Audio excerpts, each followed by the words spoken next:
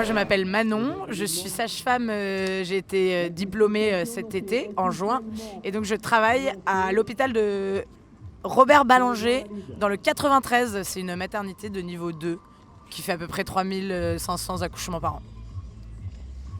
Du coup, moi, je m'appelle Charlotte, je suis aussi sage-femme jeune diplômée et je travaille aussi dans un établissement, une maternité francilienne. Là où je travaille, l'hôpital, entre les professionnels, elle est très agréable parce qu'il y a une vraie solidarité et Enfin, moi, je suis contente d'aller travailler le matin.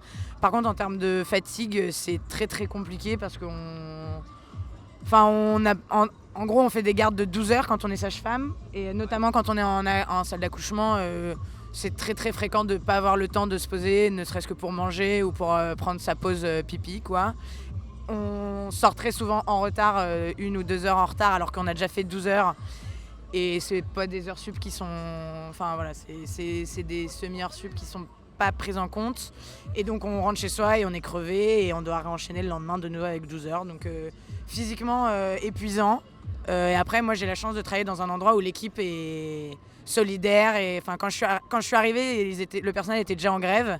Et donc il y a un certain esprit de... Enfin, je pense que ça fait tenir les gens de se dire qu'on est actif et qu'on se bat, quoi. Je trouve il n'y a pas une mauvaise ambiance entre nous.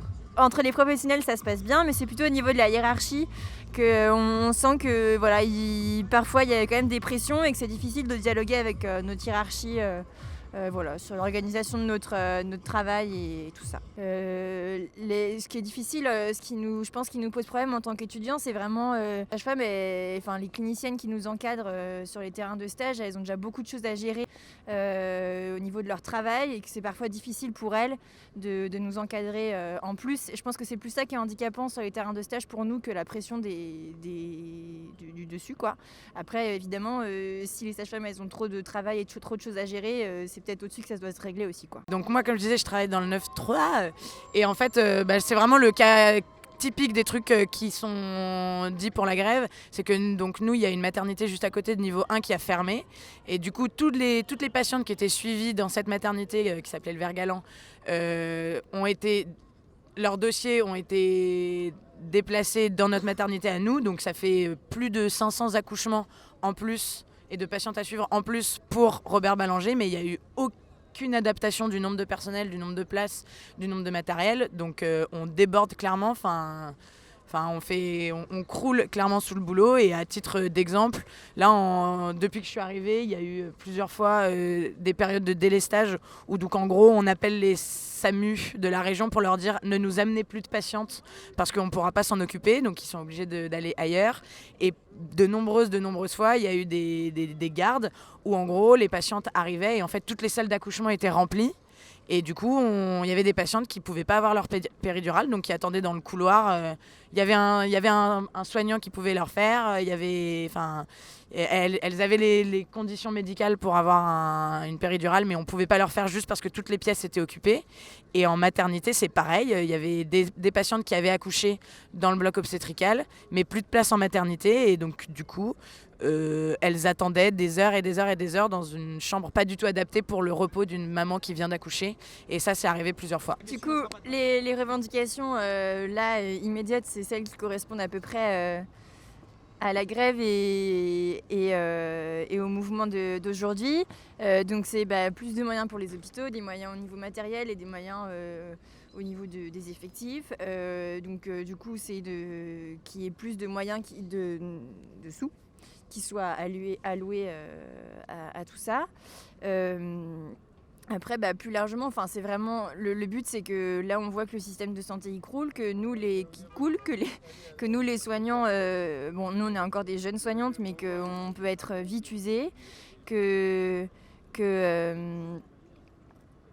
peut être vite usé par tout ce qu'on nous demande, que les arrêts de travail, il faut compenser, qu'on n'embauche pas plus derrière. Et voilà, c'est surtout une histoire de moyens. Un exemple concret pour alimenter, c'est que, par exemple, chez les sages-femmes, il y a une problématique, c'est que quand on est jeune diplômé, on va travailler dans une maternité, on nous embauche pour un CDD de 3 mois. Et puis après, à la fin, quand c'est terminé, ils n'ont pas de poste de CDI, mais ils ont besoin de gens qui travaillent, donc ils nous renouvellent pour encore un CDD de 3 mois. Et puis quand le CDD de 3 mois il est fini, ils nous renouvellent pour un CDD de 6 mois. Et puis quand le CDD de 6 mois il est fini, ils nous renouvellent encore pour un CDD de 6 mois. Et ainsi de suite, ainsi de suite. Moi j'ai des collègues qui travaillent depuis 3 ou 4 ans au même endroit et qui sont toujours en CDD. Et alors elles ont leur paye, elles ont leur salaire. Objectivement, elles savent qu'elles vont être renouvelées, mais à côté, pour trouver un logement ou ce genre de truc, quand tu es en CDD, surtout en région parisienne, c'est la galère. Donc, voilà, un exemple concret, c'est ça. Chez les sages-femmes, on est éternellement renouvelés, alors qu'on travaille, qu'on fait partie de l'équipe à part entière. Clairement, moi, au début de l'année, j'ai galéré à trouver un logement parce que j'étais en CDD. Et donc, du coup, j'avais pas encore d'appart. Donc, j'ai dormi une nuit dans ma bagnole et je prenais mes douches à l'hôpital, quoi. C'était pas ouf pour démarrer la vie active. Donc là, maintenant, ça va, j'ai trouvé un taf parce que j'ai la chance d'avoir des parents qui sont en CDI et qui ont pu se porter garant.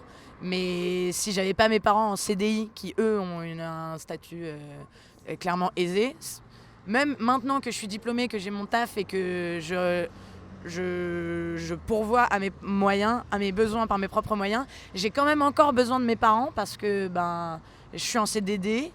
Et du coup, en Ile-de-France, c'est impossible de se loger sans CDI. En termes de bien-être au travail, sans forcément parler de violence sexuelle, là, ce dont je vais parler, c'est plus du côté étudiant, parce qu'on est encore... on n'est plus étudiante depuis quelques mois seulement.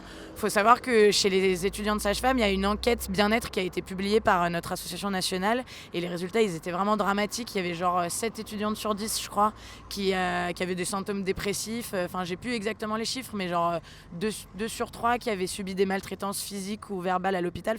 C'est des trucs qui sont très choquants.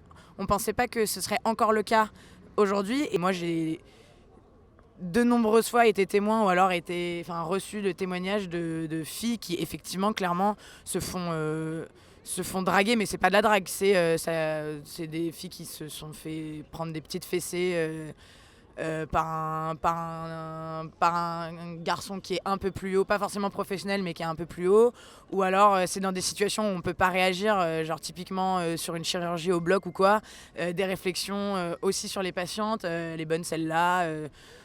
Je saurais plus vous citer exactement les phrases, mais oui, ça arrive. J'ai déjà été témoin de ça, je saurais pas dire le nombre.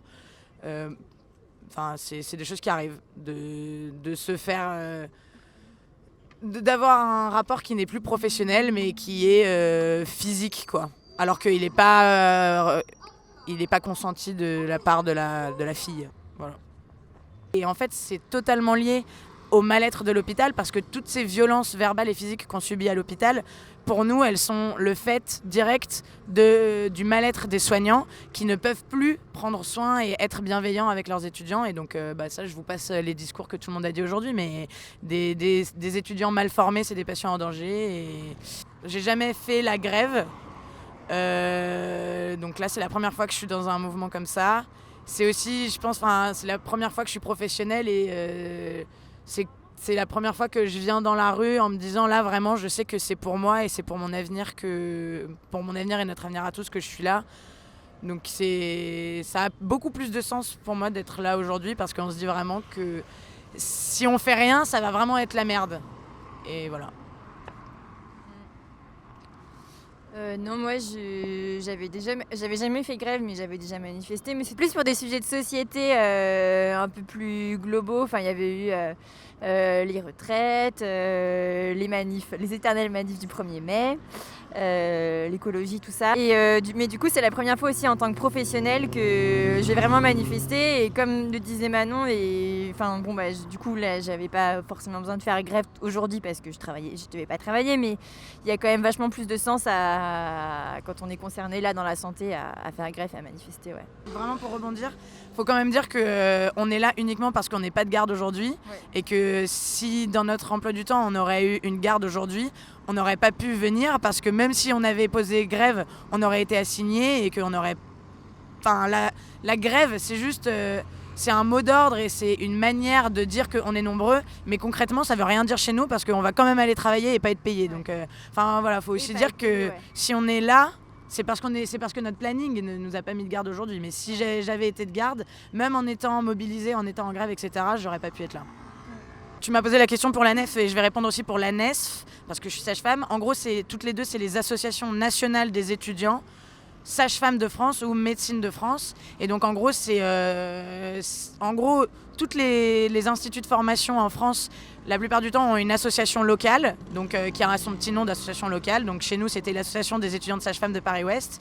Et en gros, ça fonctionne en assemblée générale, on prend des décisions et on va peut-être monter au créneau contre notre administration à Paris-Ouest contre un truc qui n'est pas juste. Et en gros, l'association nationale des étudiants de sage-femme, elle se compose d'un bureau d'une vingtaine de personnes qui sont engagées dans un bureau national. Et le deuxième organe de cet asso, c'est le conseil d'administration qui se compose d'un représentant par chaque structure locale. Et donc, ça permet d'avoir les avis de vraiment toutes les associations de France, puisque toutes les associations locales prennent les avis de leurs adhérents.